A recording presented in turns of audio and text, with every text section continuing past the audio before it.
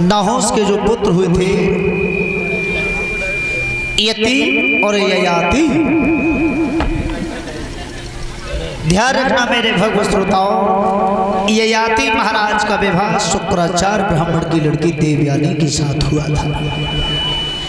श्री सुखदेव जी ने से प्रश्न किया है महाराज परीक्षित ने कि राजन ये तो यादव थे और शुक्राचार्य ब्राह्मण थे, लेकिन ब्राह्मण की लड़की का बड़ क्षत्रिय के साथ कैसे हो गया? महाराज परीक्षित ने जब ये प्रश्न किया तो श्री सुखदेव जी ने बताया है राजन परीक्षित, शुक्राचार्य जी ब्राह्मण थे और ययाति महाराज यादव थे, लेकिन ब्राह्मण की लड़की का बड़ क्षत्रिय के साथ कैसे हो गया?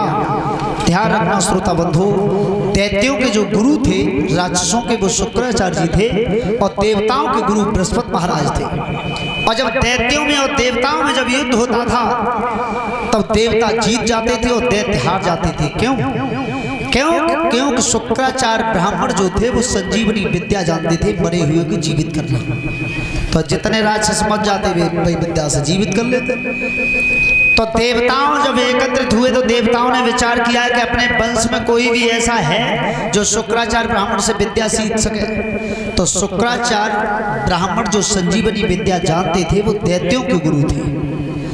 तो बृहस्पति महाराज के जो सबसे छोटे पुत्र थे जिनका नाम था कच, तो कच ने जवाब दिया है कि पिताजी मैं विद्या सीखने के लिए जाऊंगा। तो ध्यान रखना, जिस समय विद्या सीखने के लिए और शुक्राचार्य ब्राह्मण के पास गए तो शुक्राचार्य ब्राह्मण ने ये जान लिया था कि ये देवताओं के पद से आया है, शुक्राचार्य ब्राह्मण बृहस्पति महाराज का लड़का है। जवाब दिया है कि अगर ये सीख जाएगा तो ये विद्या हमारे ही दैत्य वंश पर चलाएगा। लेकिन सीखने आए तो बताया, जवाब दिया बेटा तुम अकेले ब्राह्मण के पुत्र हो, हम भी ब्राह्मण हैं, आप आश्रम में रह करके विद्याधन करो। तो ध्यान रखना, जो शुक्राचार्य ब्राह्मण की लड़की थी जिसका नाम था देवयानी, तो वो मोह से उससे भाई कहती थी लेकिन मन में पति मानती थी। तो एक दिन जो उसी विद्यालय में जो राक्षसों के लड़के पढ़ते थे तो वो ये घात लगाते थे कि का उतरते जो ब्राह्मण को बच्चा बच जाना चाहिए। तो ध्यान रखना, जवाब दिया है कि बेटा थोड़ी दूर जा गैया को खोल के आश्रम के बाहर चुगा ला और चरा करके इसी आश्रम में ला करके बांध देना। कच्छ से आदेश किया है गुरुजी ने। तो कच्छ जब गैया लेके गए तो ध्यान रखना, उन राक्षसों के लड़कों ने घात लगा करके कच्छ को काट दिया और जंगल में फेंक दिया। मेरे भागवत श्रोताओं, ये कथा बड़ी ही मार्मिक आ रही है। अगर आपका ध्यान अनकेंद्रित नहीं हुआ तो इस कथा को में बड़ा ही इंटरेस्ट आएगा। और इसी के साथ साथ ये 50 रुपये का पुरस्कार अजय और शिवम ड्राइवर उनकी तरफ से, और कह रहे हैं कि बंसी बजे कदम के नीचे जिया धक धक धक।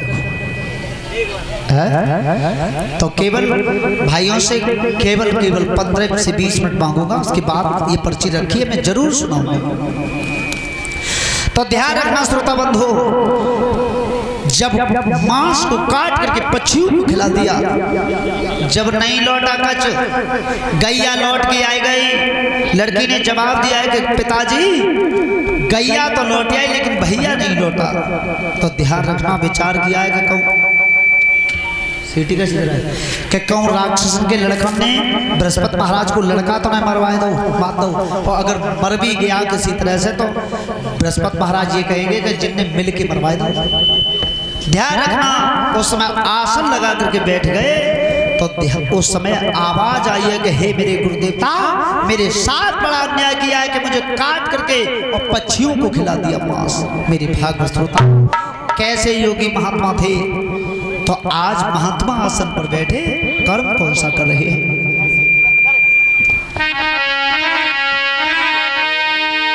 और आसन पे ब्राह्मण बैठे,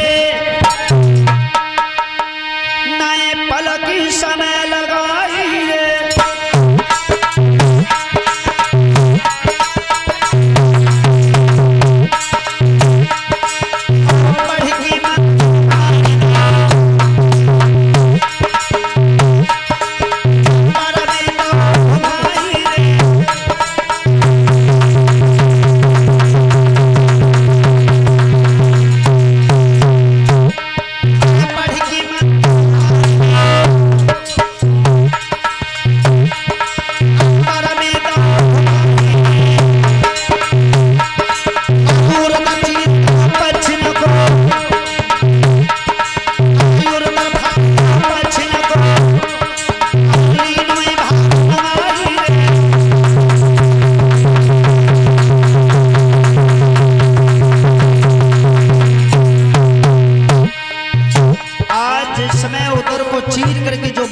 पक्षी खा गए थे उस मांस को एकत्रित किया है आश्रम में, और जैसे ही उस मांस को इकट्ठा किया उसके बाद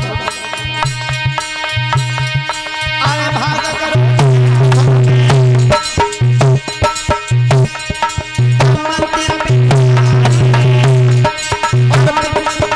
संजीवन भूमि लो सोई बेटा लो जियाई।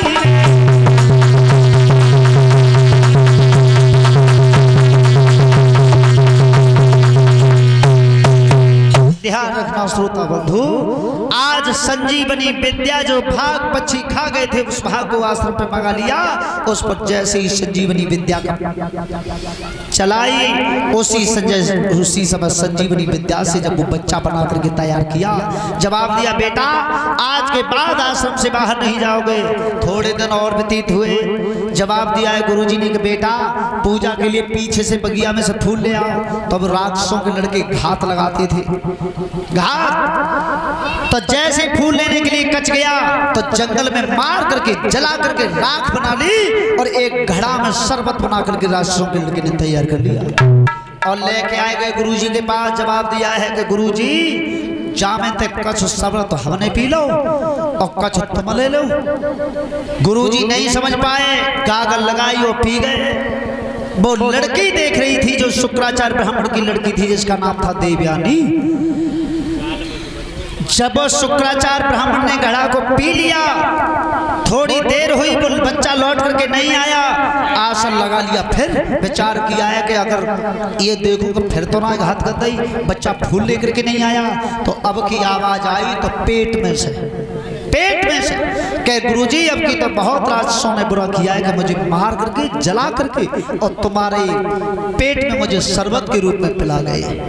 तो ध्यान रखना कैसे योगी महात्मा थे, कैसा था तप और कैसी थी उनकी तपस्या।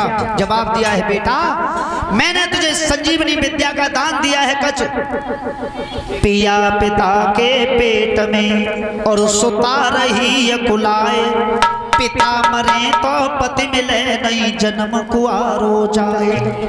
क्योंकि ये मन में संकल्प ले लिया था कि ये मेरे पति है, माँ से भाई कहती थी।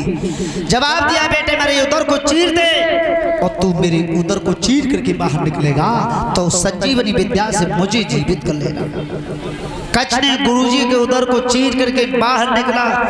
उसी संजीवनी विद्या जो गुरुजी से सीखी थी वो अपने गुरुजी के ऊपर प्रयोग की, गुरुजी को जीवन दान दिया। गुरुजी ने कहा कि बेटा विद्या तुमने सीख ली और उसका प्रैक्टिकल भी कर लिया, अब आप अपने घर जा सकते हो। मेरे भाग श्रोताओं जो समय कच्छ चले, गुरुजी थोड़ी दूर और पनारे में चले, पीछे पीछे देवयानी गई। सो गुरुजी तो थोड़ी दूर बढ़ के आश्रम के लौटे आए, देवयानी और आगे बढ़ी। पीछे मुड़ के कच्छ ने कही कि बहन जी तुम लौट जाओ। एकदम देवयानी ने हाथ पकड़ लिया कि बहन कह रहे हो, अरे मैंने तो आप पति माने हो पति।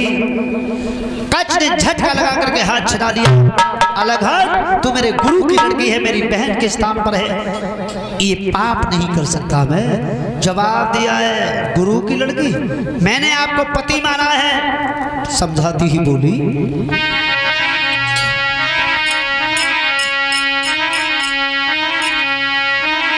अरे बेटी ने गिरा सुनाई,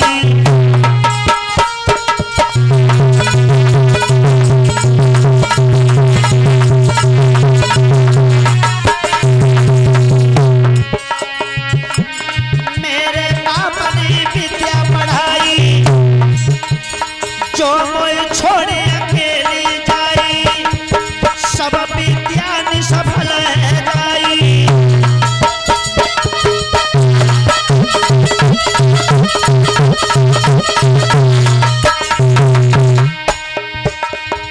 महाराज कच्छ, अगर मुझे आप छोड़ करके जाते हो तो मैं ये श्राप लगा रही हूँ कि मेरे बाप की पढ़ाई हुई विद्या निष्फल हो जाएगी।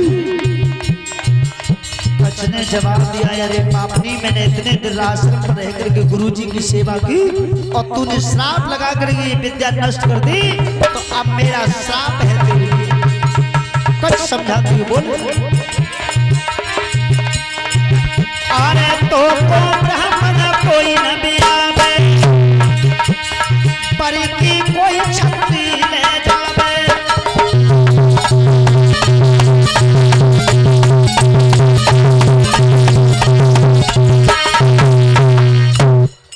जवाब दिया है कच्छ ने, अरे देवयानी, मैंने आज तक आश्रम पर रहने के बाद तू बहन का स्थान दिया है और तूने मेरे साथ छल किया है, पढ़ाई हुई गुरुजी की विद्या को निष्फल कर दिया, तो मेरा भी एक श्राप है कि तेरा कोई ब्राह्मण वर्ण नहीं करेगा, तेरा वर्ण किसी क्षत्रिय के साथ होगा।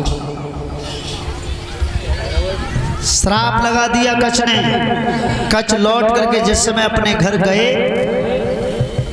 ध्यान रखना, वो संजीवनी विद्या अपने पिताजी को पढ़ाई, वो विद्या फिर कच्छ के मुखारविंद से सफल नहीं हुई, वो विद्या फिर बृहस्पति महाराज के मुखारविंद से सफल हुई। सब देवन के गुरु बृहस्पति हैं, बृहस्पति को गुरु को है, महादेव के पिता बताओ, होरी को गुरु को है।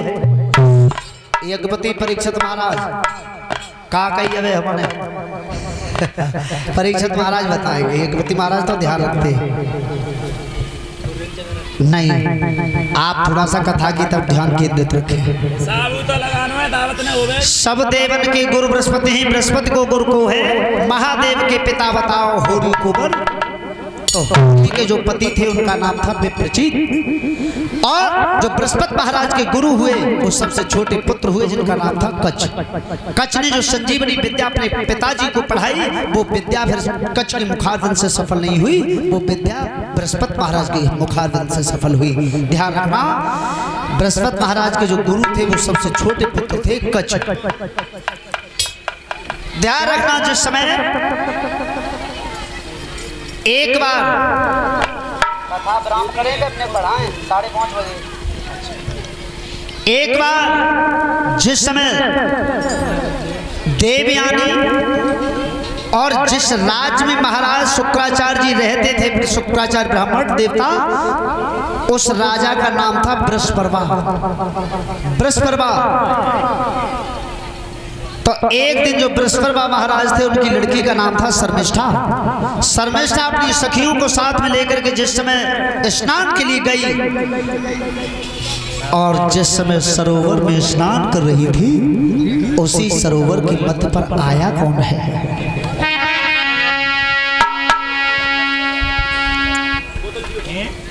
और ये 101 रुपए का पुरस्कार जो दे रहे हैं, ये लक्ष्य उनकी तरफ से आया है जो दिल्ली से आए हुए हैं, उनकी तरफ